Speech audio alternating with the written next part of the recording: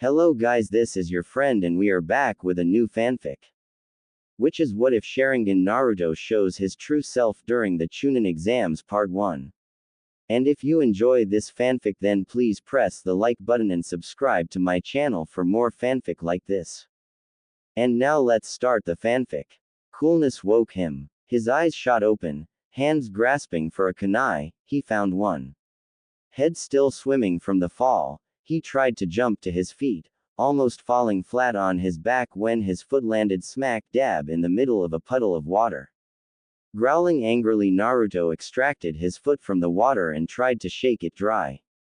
Dull yellow walls lined with dripping pipes stood to either side of him, their once shiny surfaces marred with sooty blackness and cracks. The floor was riddled with puddles of water. But what really drew his attention were the massive gates directly in front of him. To say they were huge wouldn't give them due credit. They were even larger than the entrance of Konoha. Strange cryptic symbols ran from every corner of the room to a small piece of paper with the word seal inscribed upon it, stuck squarely in the middle of the gates. Weirdly enough, the paper seemed to be the only thing holding them shut. The gates consisted of metal bars larger around than Naruto himself, and taller than the Hokage building. Curious, Naruto began edging toward the entrance, wondering what lay beyond. Two cat-like crimson eyes appeared amid the inky blackness behind the gate. Burning red as coals, they looked down at Naruto. A dark hatred lurked within those eyes, ancient and foreboding. A terrible, snarling smile grinned into existence below the massive orbs, wicked fangs gleaming threateningly in the dim light. So, the hairless ape has decided to show its face. The bodiless mouth grinned wider at its own words before the rest of its form flickered into existence. It was a thing born of nightmares, a colossal, fox-like beast that reeked of blood and death. 9 tails unfurled behind it, coiling and uncoiling like snakes preparing to strike. Q Kyuubi, Naruto whispered, tripping over his tongue when a suffocating wave of killing intent hit him. Why are you here, boy? The demon snarled, its lips pulling back to further expose its fangs. Naruto stalled for a moment. Why was he here anyways? The last thing he remembered, he was training with Arrow Sennin and, oh shit. The bastard tossed him off a cliff. Fear cast aside, he matched the fox's unblinking glare. Whether he liked it or not, he needed the demon's help. I've come here to borrow some of your chakra. Kyuubi laughed as if in disbelief. It was a deep, bark-like laugh that shook the very room, sending dust flying into the air.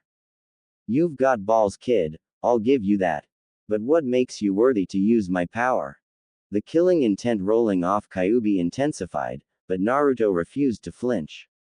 He couldn't die, not like this, not before he became Hokage.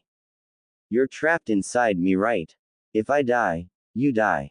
Naruto strode purposefully toward the gates, stopping less than an arm's length away.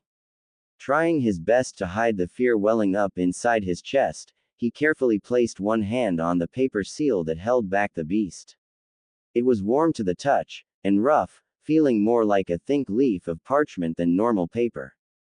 This seal binds us together, it connects us. As he spoke, Naruto traced the symbols inked upon its surface. They pulsed with an inner power, and somehow served to calm his nerves. We are going to be stuck together for a long time, assuming this fall doesn't kill me. I don't want us to spend the rest of our lives hating each other. Naruto paused, trying to find the right words to articulate his thoughts. I've felt enough resentment for one lifetime. Enough hate. I'd like it if someday we could learn to work together, maybe even become friends. But for that to happen, I have to live. I need you to loan me your power. The Kyuubi was quiet for a long while after that.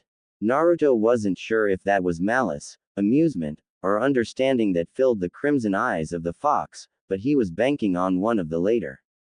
After all, from this distance it wouldn't be too hard for the fox to skew him with one of those wickedly curved claws.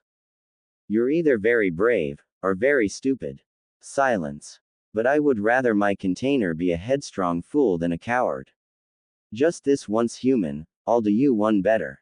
The seal would have forced this to happen sooner or later anyway. Naruto blinked dumbly for a moment, what do? But it was too late, his surroundings were already fading away to be replaced with the real world. And he was still falling. I don't feel any of the Kyuubi's chakra, Naruto realized. Still a little dazed, he looked back at the top of the crevice to see Jiraiya's face staring down him. He was surprised to see that everything was moving much more slowly now. And the detail, every hairline fracture in the rock walls to every freckle on old pervert's face was visible to him. His surprise turned to anger when he realized Jiraiya was smiling. Smiling. Here he was, plummeting towards an onslaught of rushing water and certain death, and the old perv was smirking like it was some kind of joke. Rage bubbled up in him, anger long stuffed away, coming to the surface. Why did this always happen to him? Why did he always have shit for luck? He wanted to be up there, to yell at the idiot for throwing him off a cliff.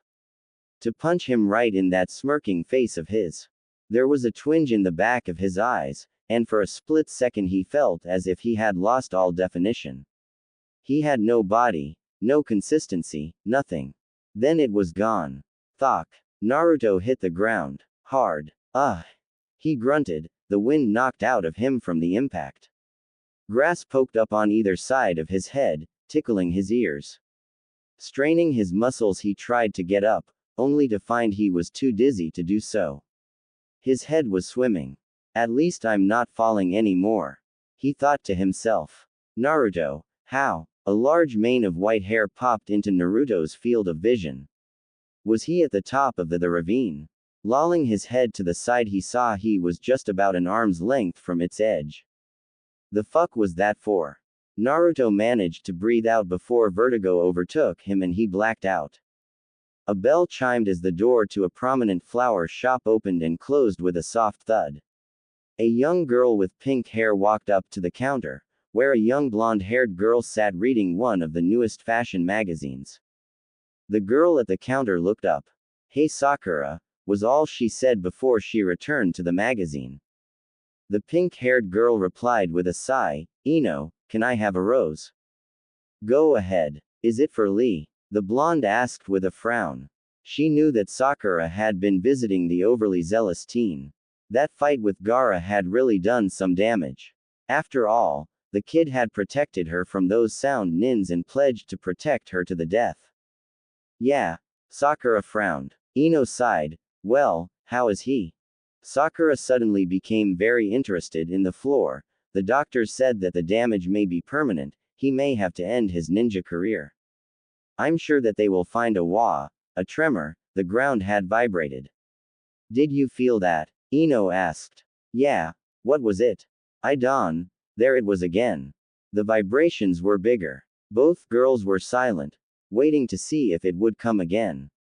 It did. The ground trembled, the ceiling shook, and the water in the vases rippled. Simultaneously Ino and Sakura ran towards the door, both fighting to get out at the same time so they could investigate the source. They fell into the street. Standing up they brushed off and looked towards the gate. Just in time to see a toad the size of multiple houses hop over the wall. What was that sticking out of its mouth? A pipe. In shock, they could only stare dumbfounded as the frog jumped again, towards the center of their village. It landed about 10 blocks away, sending tremors that caused the dust in the streets to fly up. It jumped again, not even a block away now, they could see the cement crack when it landed.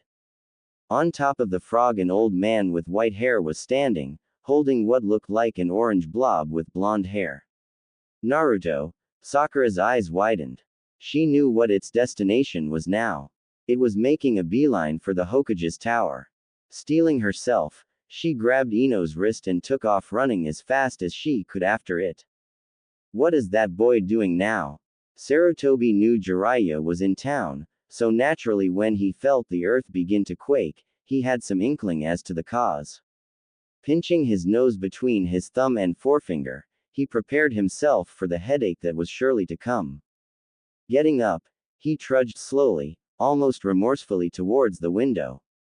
True to his prediction, he was met with the sight of Jiraiya going for a joy ride on Gamabunta's back, through the middle of the village. Sarutobi almost whimpered. The complaints that would be filed, the damages that would need repaired. This would mean a whole new mess of paperwork for him. As he continued to watch his former student progress through the village, a crowd seemed to be growing near the Hokage Tower. It seemed quite a few people had figured out where Gamabunta was headed. Anbu were already gathering around the tower, working as crowd control. Many of them seemed confused or dazed. It must have been their first time seeing a summon of such size. Why must Jiraiya always make a commotion? Sarutobi groaned. Gamabunta made one final leap, landing with an earth-shaking thud right outside the tower. Jiraiya leapt off, the large toad dissipating into smoke behind him. Sarutobi frowned when he noticed his former student was carrying an unconscious Naruto. This ought to be good. Sarutobi sat back down in his seat, rubbing his head. Only a minute or so later the self-acclaimed, super pervert, strode through the door, kicking it shut behind him. Jiraiya was visibly shaken. That worried Sarutobi. Not much took his student by surprise anymore, and this obviously involved Naruto. Jiraiya laid Naruto down on a bench against the wall, his back to his sensei. The silence grew, lasting minutes, neither party saying a word, until. Who were Naruto's parents? Silence and a harsh look met his words. Who were they?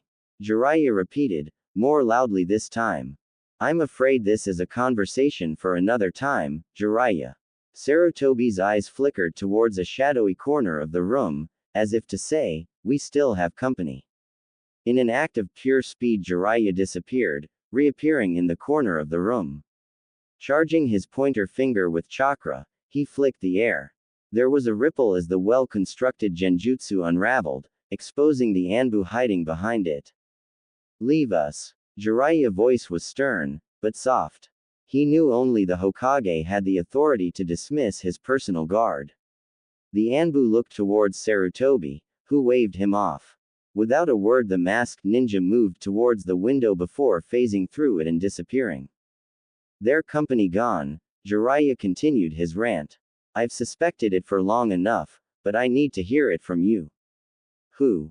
Enough. Sarutobi growled out, anger and frustration leaking into his voice.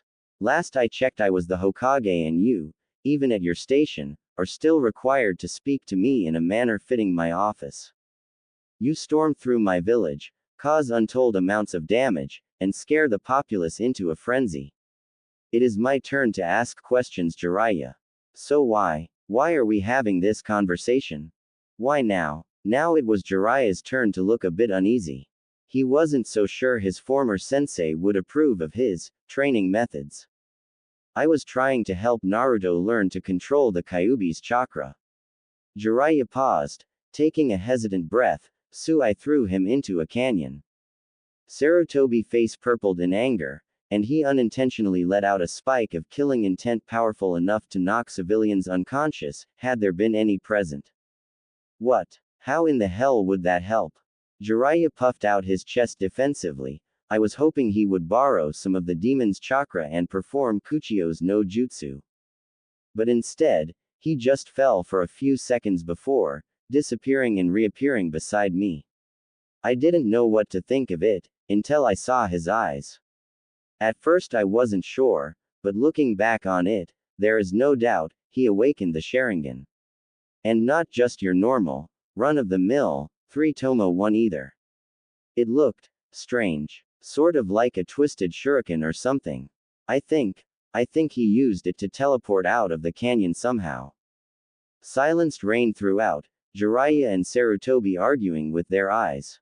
Sarutobi knew what Jiraiya wanted to hear. He wanted to know who the boy's parents were, to have his long-held suspicions confirmed. And with the news of Naruto's eyes activating, Sarutobi would be hard-pressed to keep it under wraps. I have the Sharingan. Sensei and Sanin looked towards Naruto. He was lying on his back staring at the ceiling. A foreign look carved into his sharp features, a look that screamed pain and loss. How didn't I notice he woke up?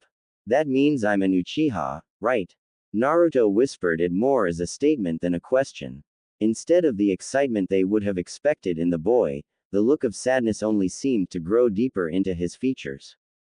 Naruto, Sarutobi whispered, a soft utterance filled only with the sadness of what could not be changed. Naruto's thoughts were rushing through his head faster than he could process them. It could have all been avoided, this throbbing pain in his chest. The abuse, the hate the village harbored towards him, but most importantly, this feeling of complete isolation, of being alone. Naruto's bright eyes dulled as he muttered, barely above a whisper, "They didn't want me, did they? Because of this demon in me, my family didn't want me." His voice trailed off. His blue eyes were starting to moisten. Sarutobi shook his head in denial. "No, Naruto. Of course they wanted you, but they died in the attack. With their death, I felt it best to make your heritage an S-class secret. Only my advisors and I know who they were." Sarutobi's words were sad, regretful. But the confession only seemed to turn Naruto, sadness into anger. Why? Why did you keep it a secret?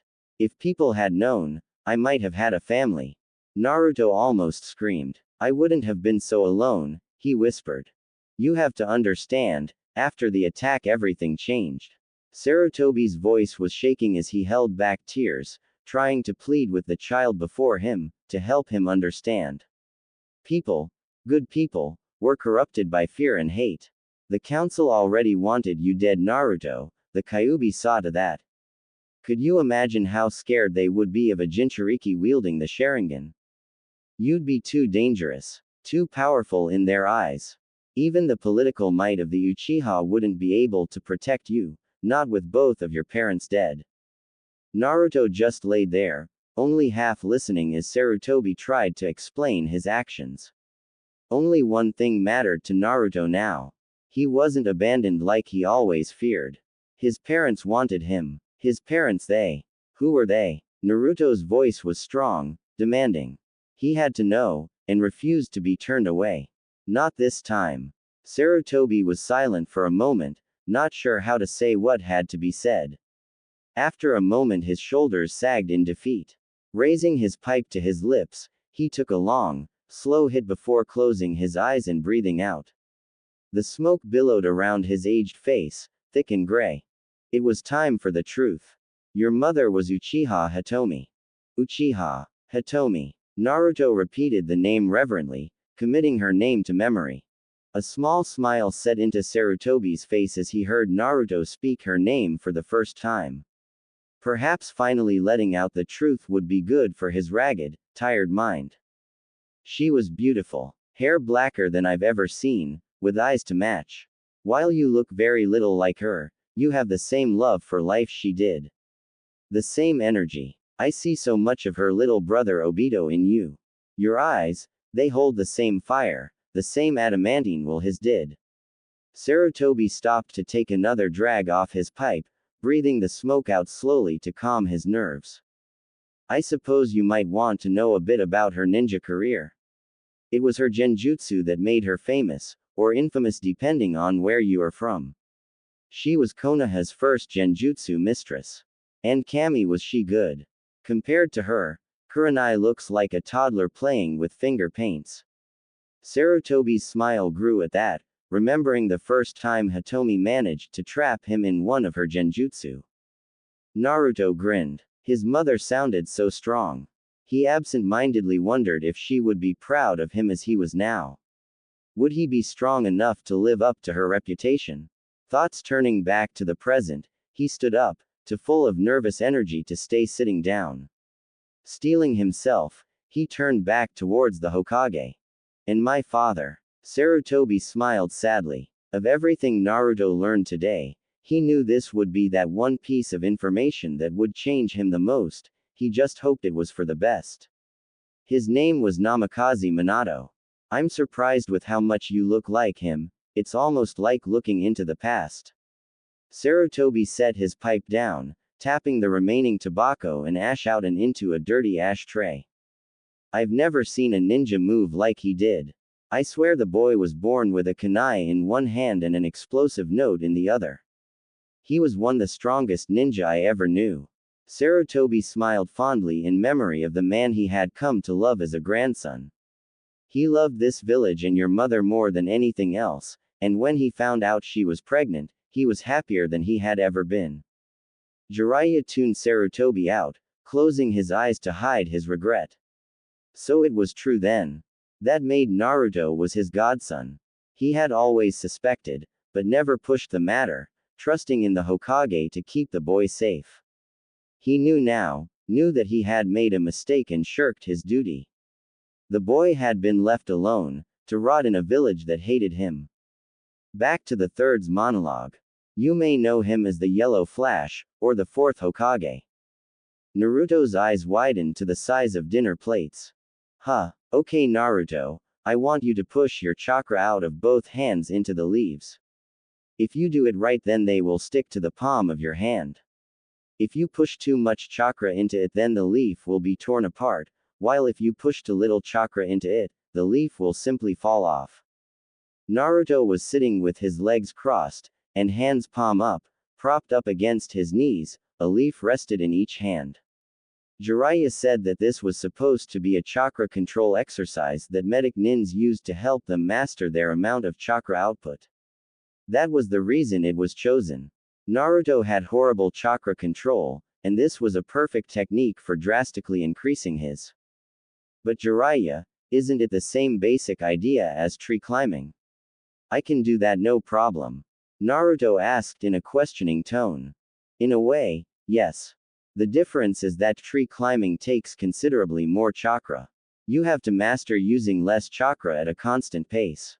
The Chunin exam was in less than 3 weeks. So naturally the Hokage sent him to the middle of nowhere to train with the same pervert who had the gall to throw him off a cliff. At least Jii-san had been nice enough to send a few scrolls of fire jutsu with them. Not that Naruto had seen hide or tail of the scrolls since they left. But before we start, I want to test out a theory of mine. Naruto jumped to his feet without a moment's pause, excited to try something aside from chakra control training.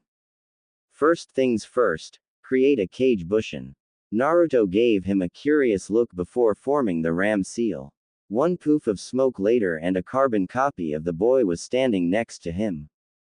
You stay here and have your clone follow me, alright? Naruto nodded, and his clone followed Jiraiya into the nearby forest. Naruto absent-mindedly rocked on the balls of his feet as he waited for his new sensei to return. A second later Jiraiya emerged from the trees, followed by a sour-looking Naruto clone. What was the point of all that? Naruto asked curiously. Jiraiya smirked. He hoped this worked. It would save him a great deal of time in training the boy if it did. You'll see. And with that he gave the clone a good smack in the back of the head, hard enough to dissipate it into smoke.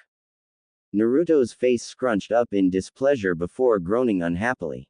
What do I mean we'll be doing nothing but chakra exercises all week? Jiraiya smiled innocently. What? Who told you that? Naruto crossed his arms angrily. You did, right after we walked into the woods. No, I never told you anything. You stayed right here, remember? Jiraiya finished, waiting for his point to get across.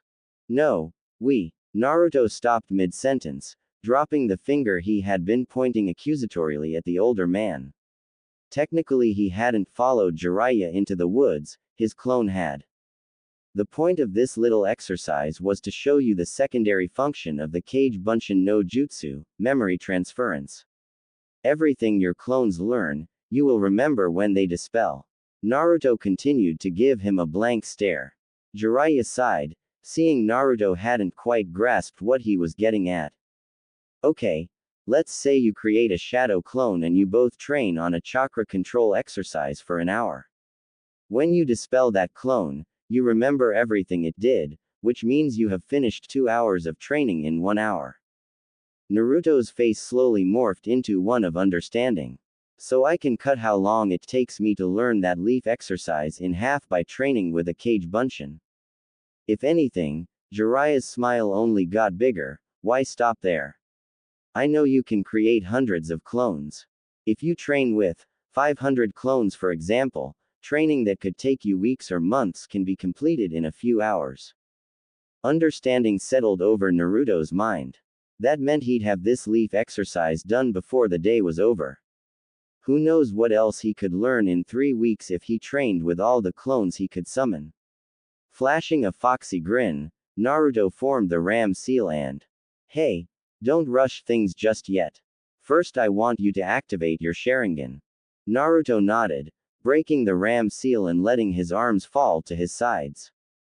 Focusing on his chakra, he began channeling more into his eyes. At first there was nothing, but then it happened. He didn't feel a change so much as he saw it. An accelerated perception of time, how he picked out details that before he overlooked, and the clarity. It was like a film had been pulled back from his eyes. "Everything looks so beautiful," Naruto whispered, slightly awed at how differently he could see the world. "I can only imagine," Jiraiya muttered, only half listening to Naruto. A frown scarred his face as he studied Naruto's eyes. "But you only have the normal 3-Tomo Sharingan activated. When you first used your eyes they looked more like a 4-pronged shuriken, think Uchiha Shisui's advanced Sharingan eye." "Huh, what's the difference? If I'm correct, it was the other form of your eyes that allowed you to teleport out of the canyon. I need you to activate them so we can figure out how they work." Naruto's face lit up. "I can teleport. Awesome. Only, how do I activate them?" Jiraiya scratched his chin, variables turning over in his head. "To be honest, I'm not entirely sure, but I have a few theories. First things first, how many clones can you make?" Naruto scrunched up his face as he counted in his head. "The most I've ever made at once was like 600 or something." "Okay, I want to make as many as you can. Push as much chakra as you can into the technique. We need to figure out your limits before we proceed." Nodding, Naruto threw his hands up in the ram seal. Blue chakra started to rise from his body, billowing out like smoke. Naruto squeezed his eyes shut in concentration. More and more chakra surrounded him, forming a blue, semi-translucent cloud. More. Naruto dug deeper into his reserves, drawing out as much chakra as he could muster. His silhouette could barely be made out through dense, ever-growing cloak of chakra. "Is this all I have?" Naruto wondered. He had never been in a situation where he needed to draw out all of his chakra. Basically he had no idea what his limitations were, or even what chakra exhaustion felt like. Naruto smirked. There. He had found more, a spark of power not yet drawn upon. Red chakra bubbled from his flesh, mixing with the blue to form an opaque purple. Oblivious to the fact he was drawing upon the Kyuubi's chakra, Naruto only strained harder to coax more and more of it out. "This feels weird. This chakra," the scent of blood filled his nose, and he could taste copper on his tongue. "It's just like when I used Kyuubi's chakra on the bridge in Wave." Realization dawned upon Naruto. Quickly he pushed all the chakra he had drawn upon into his Kage Bunshin no Jutsu.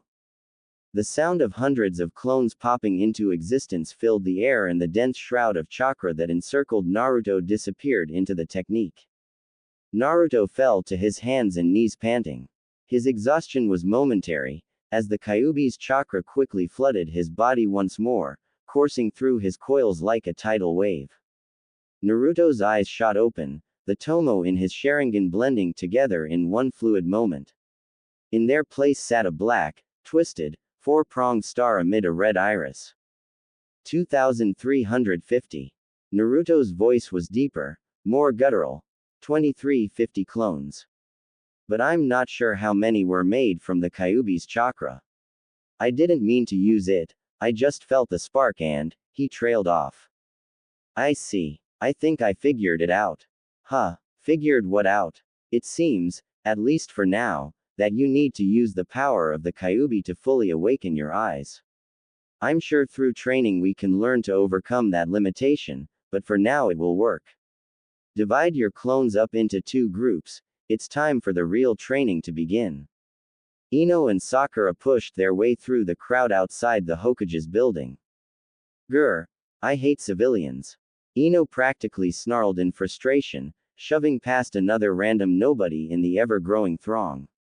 A surprisingly large number of people had reached the tower before Sakura and her, and moving through them was becoming borderline ridiculous. Ino's eyes widened in surprise as she finally managed to break through to the other side. Civilians had surrounded the tower entirely, or at least it looked that way from her vantage point. Some seemed simply curious, others enraged, and many more looked afraid. Their voices boomed and blurred together, a deafening roar of confusion and complaints. Ho was th. What is going? IANT frog crushed my stand. I demand to. Carrying the demon brat. Okage this instant or all. All this because of one toad. It seemed almost surreal, in a strange way, how differently these people reacted to the large creature's walk, or hop, through the village. Anbu kept the crowd at bay, pushing them back and keeping them from reaching the doors. Most people didn't dare get close to the ninja, content to yell from the sidelines. PFF'd. Cowards. Ino thought idly. She could feel Sakura's grip tighten briefly on her wrist. She sent the pinkett a curious look over her shoulder. Well, Ino's eyes clearly stated. Sakura made a face, before pointing at an Anbu wearing a bird mask escorting a man through the crowd. The older gentleman he was handling was practically frothing at the mouth. He was yelling something about his cabbages getting crushed by a colossal, wart-covered monstrosity, as he so aptly called it. Must have gotten too frisky with the Anbu, Ino guessed. He'll probably drag the guy to a cell and let him rot until he cools off. Ino raised an eyebrow, sending Sakura a look that said, "And I care why." Sakura wiggled her eyebrows suggestively, before sending her a pleading look. Ino groaned exasperatedly. She knew exactly what forehead girl wanted, but the shit she could get into for possessing an Anbu. Then again, she was pretty curious about what was going on in that tower, and exactly how Naruto was involved. Alight, we just better not get caught. Ino thought to herself. She pushed back through the crowd, dragging Sakura along. After a few awkward incidents they finally broke through the other side. Where'd you go, Bird-san? Ino thought as she took off running towards the detention center, eyes scanning the area for their target. Left. Ino spun on her heel, taking Sakura's directions in stride. Sure enough, there was the irate-looking Anbu, dragging the still struggling civilian behind him. At least the man had stopped yelling. If anything, he looks ready to crap himself. Ino noticed, rolling her eyes. Stupid mob mentality. Brave in a group, chicken shit scared on your own. Sakura, distract him. The pinkett nodded, taking off to the roofs. Ino's eyes flickered nervously between the target and the rooftops, hoping the Anbu wouldn't notice as Sakura surpassed him and landed on the road a few streets ahead. Luckily the mask-wearing ninja seemed pretty occupied keeping the civilian in check. Ino couldn't help but breathe a sigh of relief as she saw Sakura around the corner just a block away from the Anbu. Sakura now walked down the sidewalk, heading towards their target. As the pinkett fully turned the corner, she seemed to go a bit wide-eyed before breaking into a smile, as if just noticing the ninja. That was when Ino realized Sakura's headband and weapons pouch were gone. Not only that, but she seemed to lack the grace most ninja moved with. Good acting, Ino noted, almost surprised at how easily her friend was playing the wide-eyed civilian girl. Excuse me, Bird-san. Sakura exclaimed, waving down the oncoming Anbu. The ninja stopped, seemingly to observe the girl before him. Keep him occupied, Sakura. I can't have him moving around or looking this way. Ino prayed silently, creeping closer to the hopefully unsuspecting Anbu. After all, what did he have to fear in his home village, this close to the Hokage Tower no less? Readying her hand signs, Ino checked to make sure Sakura still had the Anbu's attention. Hope this works. Shintention no jutsu. Ino breathed, quietly. Her mental energy propelled forward, hitting him in the back. His body froze for a second, as her mind rushed in and his faded to the background. Shintenshin no Jutsu, success. He said, her voice much deeper. Turning to the civilian still in her grasp, she loosened her hold a tad.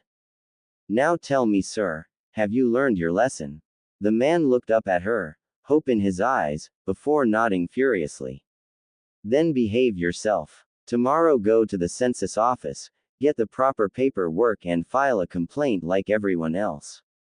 Now go. Ino let go of the man, letting him run off like a kicked puppy.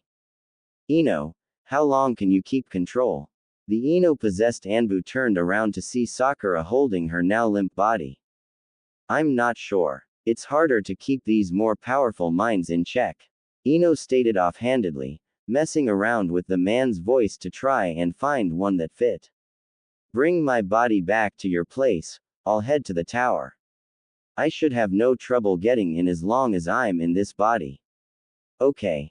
Sakura nodded, swallowing the lump that had begun to form in her throat. Oh my god, I convinced Ino to possess an Anbu. If we get caught, Ino, mess with his memories while you're in there. I don't want him to remember my face. Ino sent her friend an understanding look before forming a seal and closing her eyes. Don't worry, this jutsu will trick his mind into making false memories, beginning from the moment I took over and ending with the moment I leave. He won't even know I was here. Sakura seemed to relax a little after hearing that, though worry was still evident on her face. No time to waste, this guy's mind is stronger than I expected. Keeping him suppressed is burning through my chakra.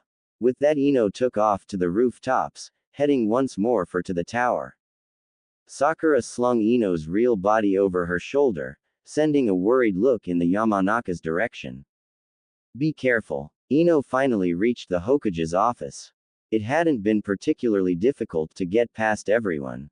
Things were about as hectic inside the tower as there were outside. Everyone was too busy running around to worry about one Anbu agent. Taking post outside the door, she pretended she was standing guard. After a few seconds of attempting to eavesdrop, she realized it was impossible to hear anything through the thick mahogany doors. Looking over her shoulder to ensure she was alone, Ino signed quickly before muttering, Naiji no Jutsu. Inner ear technique. The effect was instantaneous. Chakra flooded her ears, enhancing her hearing to the point that she could make out muffled voices through the wall. I still can't understand what they are saying. Subduing this guy's consciousness is taking up way more of my reserves than expected. But if I channel any more chakra into my Naiji no Jutsu, it could degrade my Shintenshin no Jutsu. I could lose control in a matter of minutes. Gritting her teeth in frustration, Ino made her choice. Forming the ram seal, she channeled even more chakra to her ears. It worked. But she could feel her hold over the Anbu begin to weaken. There is no doubt, he awakened the Sharingan. And not just Yo, Ino gasped quietly, momentarily losing concentration. The Sharingan. But, that old man on the toad, she was sure he had been carrying Naruto. Refocusing on her technique, she waited for more to be said, cursing under her breath for her temporary loss of control. What if she missed something important? I have the Sharingan. Ino blanched. That voice was undoubtedly Naruto's. How could he? That means I'm an Uchiha, right? Ino's head was reeling. Naruto an Uchiha, but the blonde was a clown, a joker. She grudgingly admitted he was decently powerful for Genin, but an Uchiha. Seriously. Then again, the whisker-marked boy had been an orphan his whole life, that was no great secret. Perhaps he was half Uchiha. His mother the mistress of some noble in the clan, forced to give up the child for risk of exposing their affair. Naruto, she heard old man Hokage whisper the name. They didn't want me, did they? Ino's eyes grew wider still. She had never heard Naruto sound like this. His voice was quivering with unshed tears, sad and dejected. It was the voice of a broken child. Naruto must have been whispering now. His voice was so quiet she could only hear half of what he said. Because, they didn't want, did they? Ino strained her ears, trying to decipher what he was saying. No, Naruto. Of course they wanted you. Ino almost cried out in pain at the sound of the Hokage nearly yelling that. Fu asterisk asterisk asterisk asterisk. She screamed internally, resisting the urge to cradle her head. Her ears still ringing, she refocused her attention to their conversation. Died in the attack. With their death, I felt it best to make your heritage an S-class secret. Only my advisors and I know who they were. Ino frowned. Why make it an S-class secret? Why not hand him over to the Uchihas? There were so many orphans after the Kyuubi attack, surely someone would have taken him in. Then again, not giving him to the Uchihas had probably saved him from dying during the clan-wide massacre. Why? Why did you keep it a secret? If people had known, I might have had a family. Naruto was almost screaming now, not that she could blame him. His voice got quiet again. I wouldn't have been alone. Just then, she felt a tug on her sprit. She was about to be forcefully expunged from her host. Damn it. He hasn't even said the parents' names yet. Hurry the up. You have to understand, after the attack everything CHAAAANNNGGEE, last words seemed to stretch out, garbled up like it was spoken underwater. Time slowed as her consciousness began to slip out of her host. This was it, her time was up. Not willing to risk exposure, she cancelled both techniques. Fuck. Ino screamed as her mind flew back into her body. She lurched into an upright position, panting heavily from chakra exhausting. Bursts of color clouded her vision and she tried not to faint. She felt like she was a bobblehead on a roller coaster. This is why she hated being booted from a host's body. Everything was all funky afterwards, and it gave her such a headache. Rubbing her temples, she looked around, happy to see that the world had finally stopped spinning. Where was she again? Oh right, Sakura's apartment. Groaning uncomfortably, she leaned deeper into the couch she was sitting on. Well, Ino nearly jumped out of her skin at the sound of Sakura's voice. She was still collecting her bearings, darn it. Kami Sakura, lower your 11 down to a 7, and save some decibels for later, alright? You know how my head hurts after something like that. Ino hissed, shooting the pinkett a withering glare. Sakura rolled her eyes. Stop being such a drama queen and tell me what happened. Did you find out why Naruto was on top of that toad? Ino smirked. Not exactly, but what I did find out is so worth the headache. Sakura quirked an eyebrow at that. Must be something pretty juicy. Why don't you make some tea and I'll tell you everything? Sakura snorted exasperatedly, before pointing at two already poured cups steaming on the coffee table between them. Already done, now spill. Time skip, day of the finals. Oi kid, we're here. Jiraiya said, nodding towards the gates just down the road. Naruto grinned, blonde hair glistening in the afternoon sun.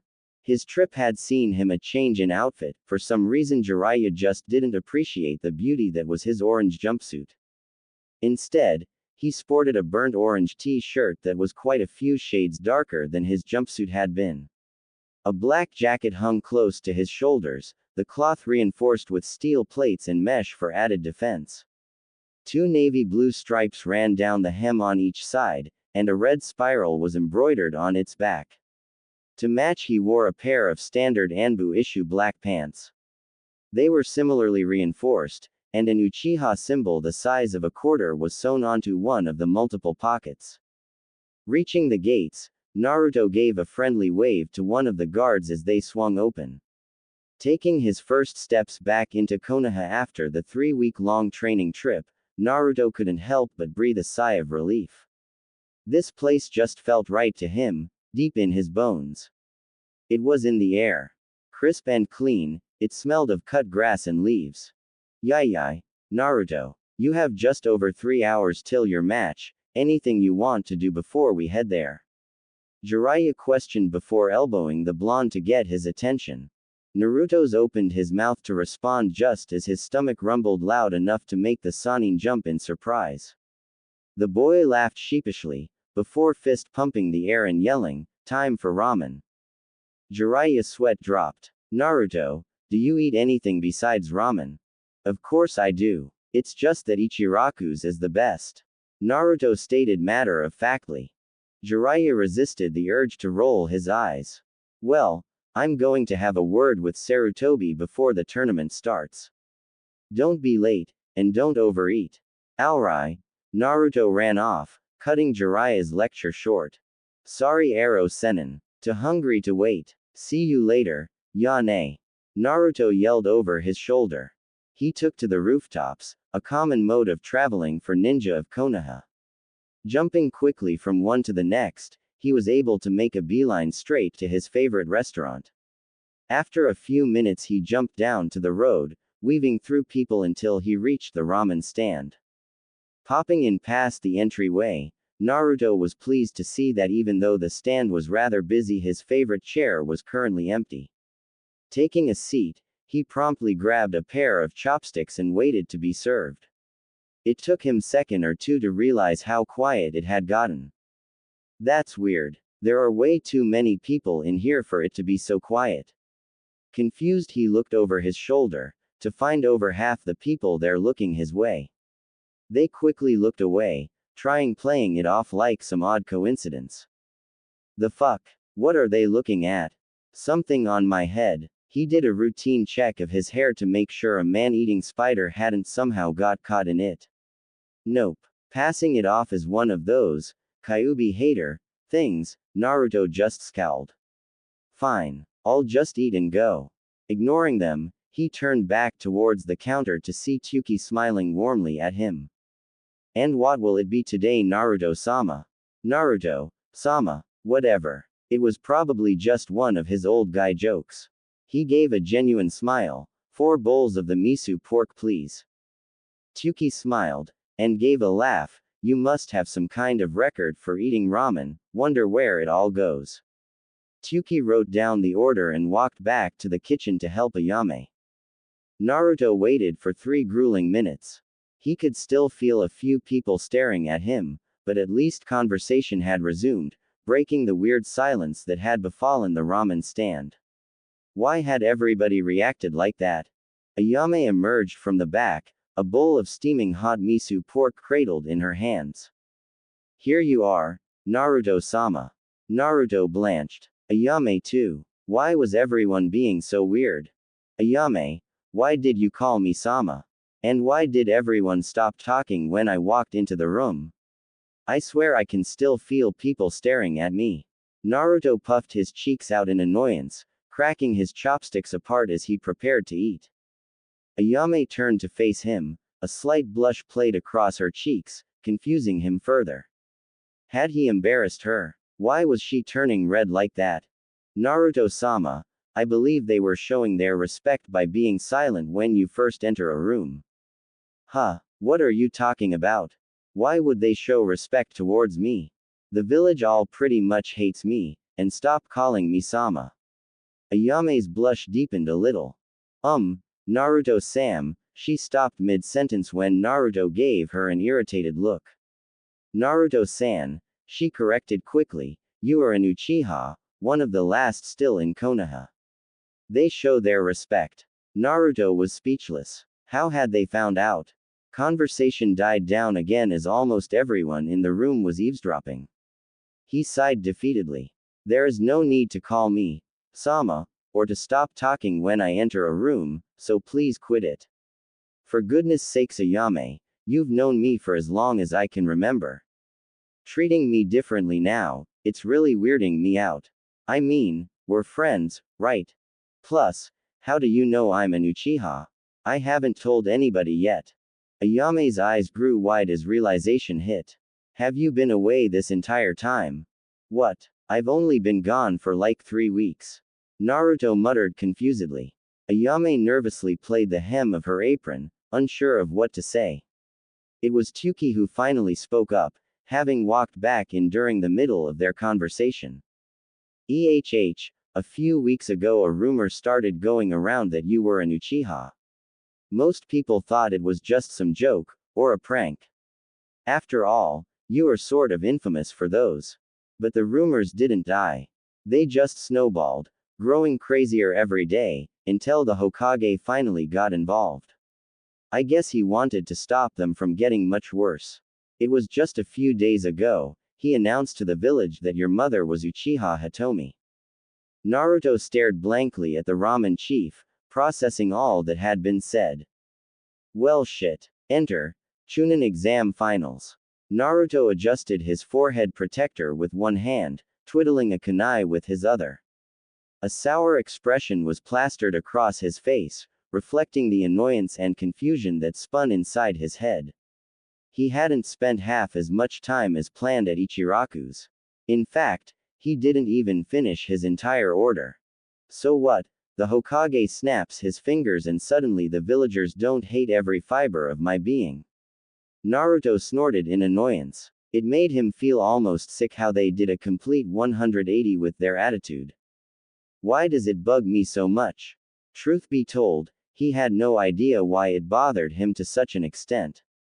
His name was no longer being spat out like a curse word, shouldn't he be happy? Wasn't this what he always wanted? The respect and recognition of the village. Yeah, but I didn't earn it. And that's what truly drove it home for him. He hadn't changed. He hadn't done some great heroic act. Nothing was different about him, nothing except his surname and the Sharingan. Yet suddenly everyone was all, Naruto-sama this and Naruto-sama that. It was like they were in some damnable trance. Even my peers. Here he was, in the waiting room with the other finalists. Normally he'd be joking around with Shikamaru or Shino, they were his fellow rookies after all.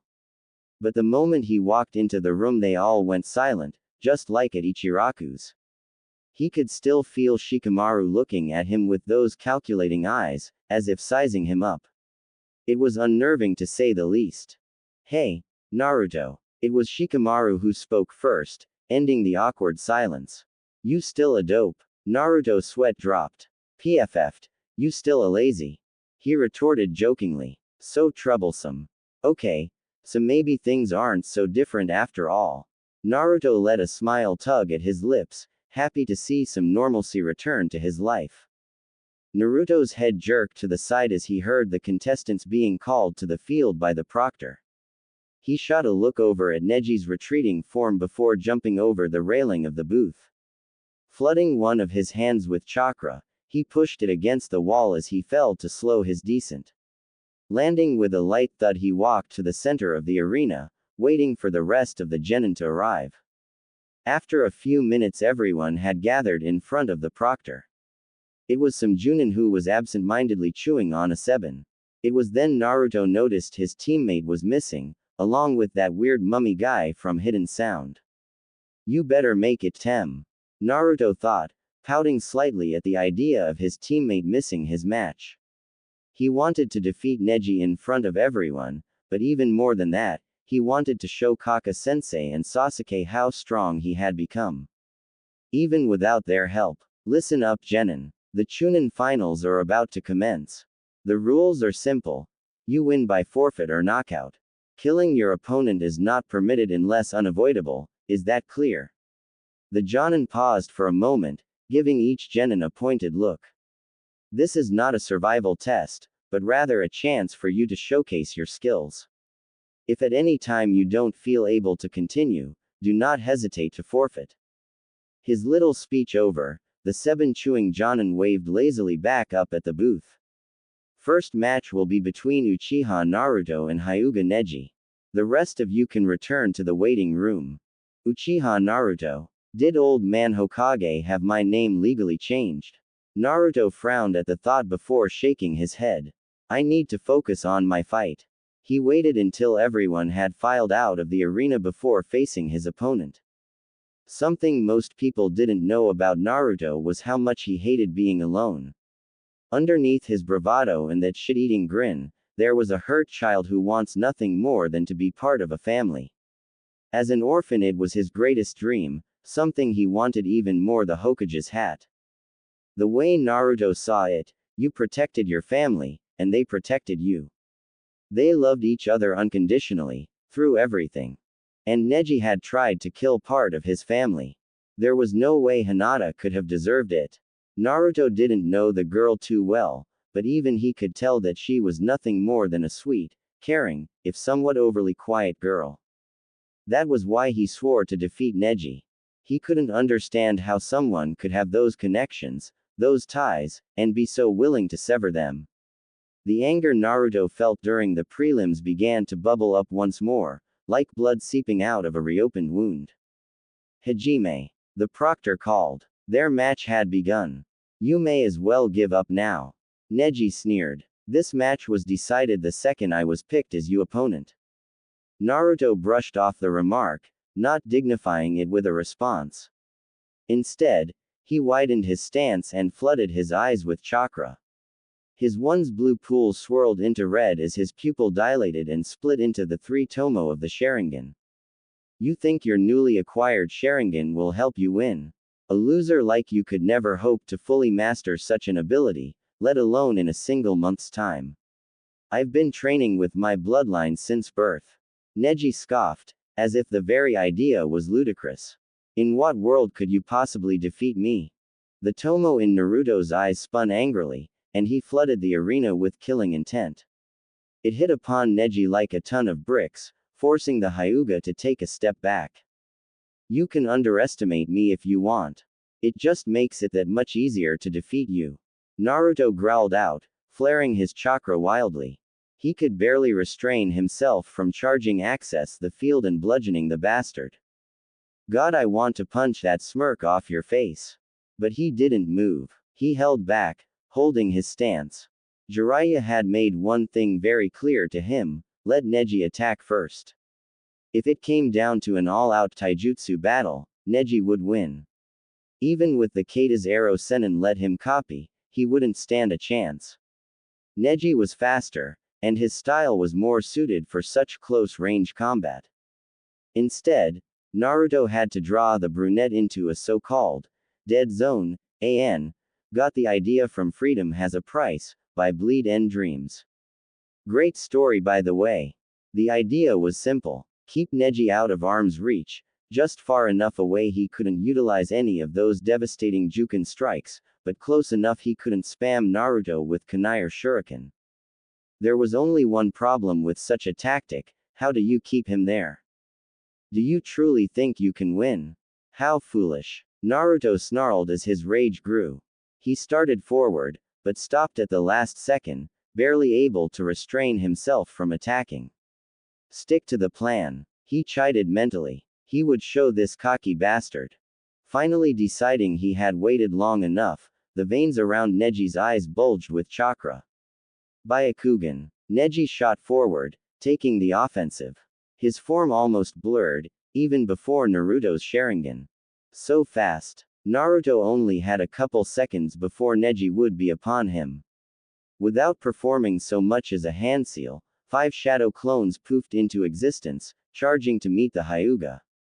They met not far from the original, just far enough away for his plan to begin. Smirking, Naruto began to sign swiftly. Before he had even finished the first hand seal, one of his clones popped, destroyed by a well-aimed Juken to the stomach. Go haywire, Neji, it won't matter. There's no way you can defeat them in time to dodge. Poof. There went the second. A third popped just as Naruto finished the last handseal. Naruto raised his pointer and middle finger to his lips, inhaling deeply, before pouring as much chakra as he safely could into the technique. The result was spectacular. White-hot fire spewed from his mouth, the flames melding together to form a behemoth-sized dragon. Kaden. Karyu Enden. Fire release. Fire dragon flame missile. Neji was in deep shit and he knew it. He had almost laughed when the blonde charged him with 5 shadow clones. They wouldn't last a minute of close-range combat against him. It wasn't until Neji destroyed clone number 3 and saw the flames start to fly that he realized their true purpose. Naruto had effectively trapped him. He was too close to dodge such a large jutsu, but not close enough to attack the blonde and disrupt it. He played me. Neji realized. How could I fall for something so obvious? Kaden. Heavenly spin, Neji shouted, already spinning as he expelled chakra from every one of his 365 tenketsu points. The remaining 2 clones popped as the chakra threw them back.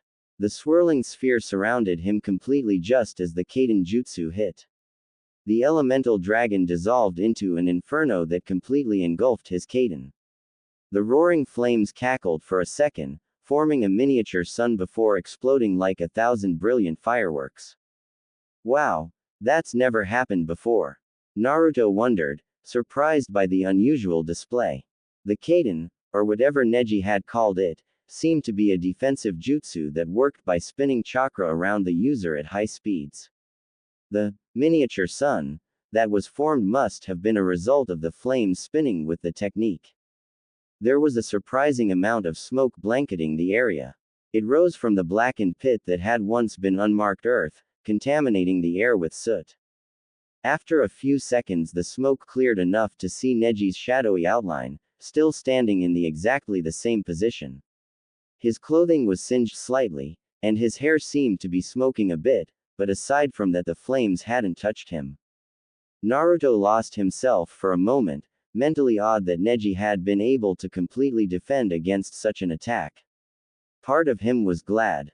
As much as he hated the stuck-up bastard, he didn't want to turn him into charcoal, just maim him a little. His temporary lack of focus cost him. Neji shot forward, closing the distance before Naruto had a chance to react. "You are within my range of divination," the older boy growled out, anger burning in his eyes. "Bow before a power you cannot change." The first few strikes hurt the worst. The blows shook his body, chakra-enhanced hits that vibrated his very being. The foreign chakra invaded his coils, closing his tenketsu.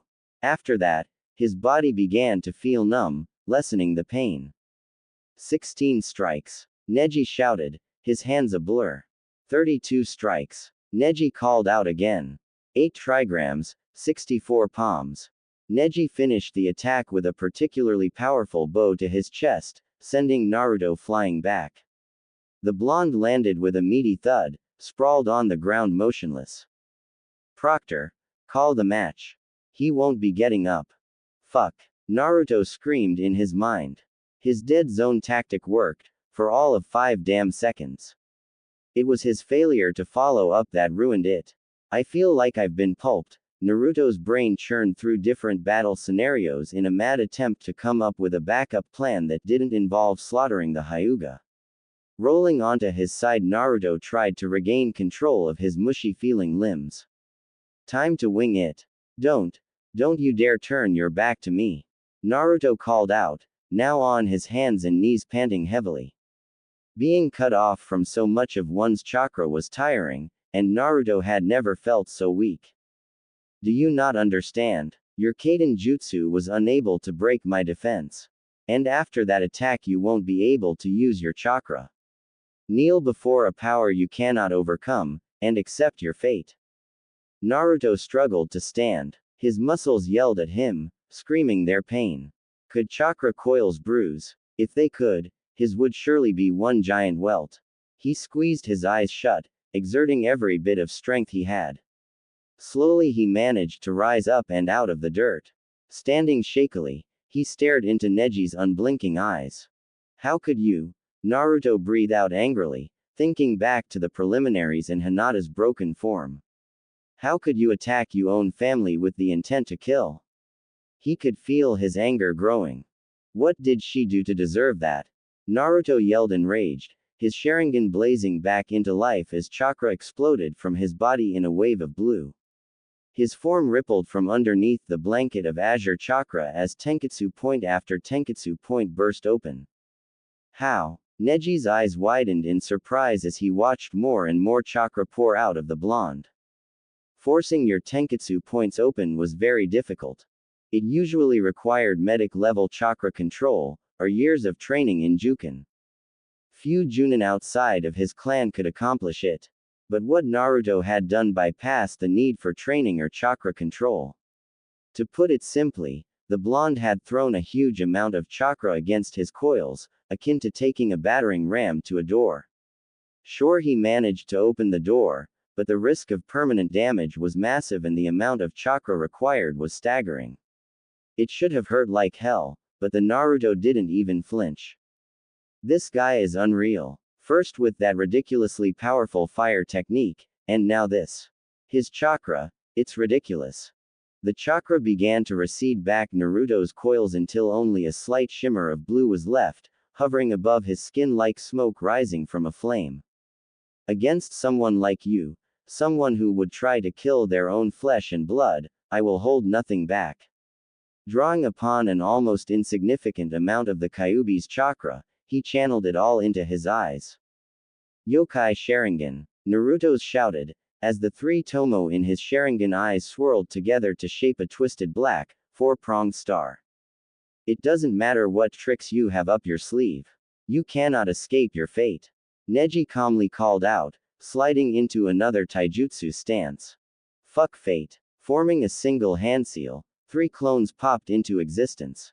Jikuken no Bunshin Daibakua, time-space clone great explosion. As soon as the last word fell from Naruto's lips, the clones disappeared. No flash, no smoke, just gone. Before anyone could blink they reappeared in a ring around Neji, surrounding him. What a teleportation technique. But time-space ninjutsus were incredibly rare and nearly impossible to use in battle. In the entire history of Konoha there were maybe a handful of people capable of performing them. Kai, Naruto yelled, and the clones' chakras flared, becoming unstable. Kaden, the Hyuga barely had time to initiate his heavenly spin technique before they exploded. Naruto wasted no time in creating two more shadow clones. He was already able to make out Neji's slowly decelerating form through the smoke and debris. By the time the Hyuga came to a complete stop, Naruto's clones were right in his face. They began trading blows, and it wasn't long before they both popped. Kaden, Gokaku no Jutsu, Naruto yelled, breathing out a giant fireball. This time though, Neji was prepared for such a tactic. Hake Kuhekisho, 8 trigrams vacuum wall palm. Neji shouted, thrusting both his arms forward. A dense wave of chakra flew from his palms, hitting the fireball before it reached him. The attacks met, exploding into a pillar of fire that sizzled out almost as quickly as it came. I admit you are more powerful than expected. But you cannot breach my defense. I see every attack before it hits. Neji lowered his arms, sliding into an offensive stance. No matter how much you fight it, you cannot change your fate.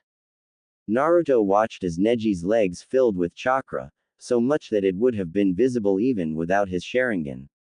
Neji shot forward, speed temporarily boosted past superhuman, he was upon Naruto in a second. He's right on top of me. Naruto screamed in his head. Time slowed down to a standstill. He couldn't see past the Hyuga. Now would be a good time to explain how Naruto's eyes worked. His advanced Sharingan, the Yokai Sharingan, as Jiraiya had dubbed it on their 3-week-long training trip, was nothing like the traditional Mangekyo. Instead of a powerful illusion, or black flames, it utilized a Jikuken jutsu. Jikuken techniques allowed the user to bend time and space, typically for summoning or, more rarely, teleportation. When activated, his eyes allowed him to teleport anywhere within his field of vision. That was why his inability to see past Neji was such an issue. He couldn't teleport. Time began to speed up again, and on instinct alone he jerked his head up, looking towards the sky. Here goes nothing. Just as Neji was about to lay another round of Juken strikes into him, Naruto vanished. The stands fell into a stunned silence. That was the second time the blonde had simply disappeared. Even Sarutobi was impressed. To use a Jikuken technique with no hand seals was no easy feat. Neji quickly realized what had happened, and looked up. The blonde was hundreds of feet in the air, far above the arena floor, and he was falling fast. Shit. Naruto cried out. He absolutely hated heights. Why did I have to teleport myself so high into the air? Damn, I need to work on my aim. Gulping back his fear, He strained his eyes to focus on a spot near the top of the wall surrounding the arena. Charging his eyes with chakra, he teleported again. Still falling, he latched onto the wall with chakra, slowing his descent into a crawl before finally stopping. Naruto took a moment to catch his breath. I can't keep running around like this. He was running out of tricks, and even his vast well of chakra was not bottomless. Standing on the wall with chakra, he looked down at Neji. The Hyuga was obviously tired. That Kaden technique was very chakra intensive. It's time to end this. Naruto bit his thumb, breaking the skin. Warm blood trickled in between his fingers, a requirement for his next technique. He rushed through the hand seals, before calling out its name. Kuchio's no jutsu, summoning technique. A giant cloud of smoke filled the arena, and everyone fell silent. Naruto. Why'd you summon me here? The summon was massive. A toad with aquamarine skin and yellow eyes, it stood as high as several houses stacked one on top of another. Two equally huge katanas rested in sheaths on its back, and an orange sash was wrapped around its stomach. Naruto stood atop of the beast's head, right above its eyes. Sorry Gamahiro, but the Hyuga is just too fast for me to handle on my own. If he gets in close one more time, I'm done. Naruto admitted grudgingly. Want I should squash him? The toad asked, one of his webbed hands moving towards his katana. I was thinking more along the lines of oil. Understanding what his summoner meant, Gamahiro retracted his hand from the blade and grunted in acceptance. Holy shit. Neji breathed out, too quiet for anybody to hear. He had never seen a summoned creature of such size, and he knew he wouldn't stand a chance against it. His only hope was to reach Naruto and seal off the blonde's chakra to cancel the technique. Neji never got a chance to try. A giant bullet made of brownish-black liquid spewed from the mouth of the great toad. Kaden, Neji yelled, once again relying upon the heavenly spin technique. The liquid bullet hit his chakra shield, before erupting like a water balloon, splashing the oil all over the battlefield. Neji slowed down, realizing too late what had happened. Give up. You are surrounded by oil. All it would take is one Kaden jutsu from me and you'd be barbecue for Gamahiro here. Naruto grinned as he felt the toad shift its massive weight under him. I don't eat humans, especially scrawny ones, Gamahiro grumbled, trying unsuccessfully to glare at the blonde who was still standing on his forehead. Chakra drained from Neji's eyes as he deactivated his Byakugan. Any further fighting would be suicide on his part. With his current chakra reserves the way they were, he'd be unable to perform another Kaden. Proctor, I forfeit. The crowd exploded into cheers. He'd won. He beat Neji. And damn did it feel good. The way the crowd cheered his name, the satisfaction of knowing he was strong, that he wasn't the dead last any longer. This is the kind of respect he wanted. The kind he earned, not something that was handed out because of the blood in his veins. If only Sasuke and Kakashi could see it. Tardy bastards. Naruto snorted a laugh, only to grunt in pain a moment later. Neji had done a number on his coils, and they hurt like hell. Will Nara Shikamaru and Sabaku no Tamari report to the arena floor? Naruto ignored the proctor, not particularly interested in the battle that was about to commence.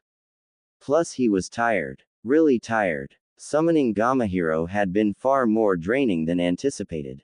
As if on K, Naruto felt more of the Kyuubi's chakra seep into his coils. His exhaustion fell away, and the pain from Neji's Jukin attacks faded into a barely noticeable ache.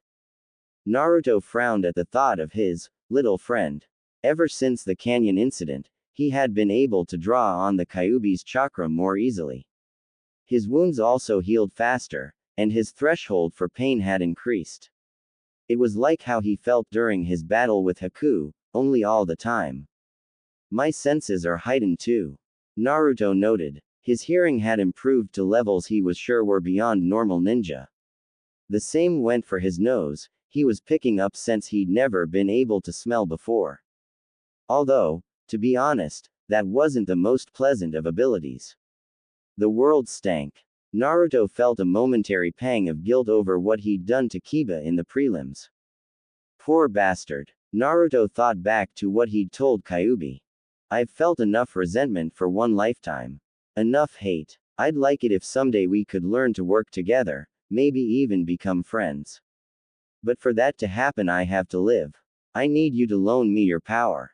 Maybe the fox was more open to the idea of being friendly than expected. Is Kyuubi trying to help me? The thought surprised him, not because Naruto didn't mean what he'd said, but because he never expected the Kyuubi to go for it. After all, this was the Kyuubi no Kitsune, most terrifying of the tailed beasts, a construct of rage and hate. Or so the legends told. And Naruto was his jailer. AKA, the one thing that stood between it and freedom. Wouldn't there be some resentment there? Some inherent hate? A nagging voice in the back of Naruto's mind whispered tales of traps and tricks, making him doubt his potential ally. The Kyuubi was evil, this is what he was raised to believe. Since his waking breath, all he'd ever heard of the fox was how destructive and horrifying it was. Could Naruto really trust such a monster? But, what if they were wrong? Where the thought came from, Naruto wasn't sure. But once in his mind, he couldn't force it out, and it opened the doorway to a deluge of other doubts. They were wrong about me. The villagers were utterly convinced he was the fox reincarnated, or at least that had been the predominant belief amongst them. Catastrophes had a way of changing people, and the massive death toll from 13 years ago was definitely a catastrophe. It was a disaster the likes of which Konoha had never suffered. A day that would forever live in infamy. Too bad it also happened to be his birthday. Kind of a buzzkill. The main question on Naruto's mind was, why did it happen? Yes, the Kyuubi attacked Konoha all those years ago. That was historic fact. But why? People were quick to assume it was a random act of malice from a mindless beast, but Naruto wasn't so sure. The fox didn't seem mindless. Quite the opposite. It sounded pretty intelligent, if a bit spiteful.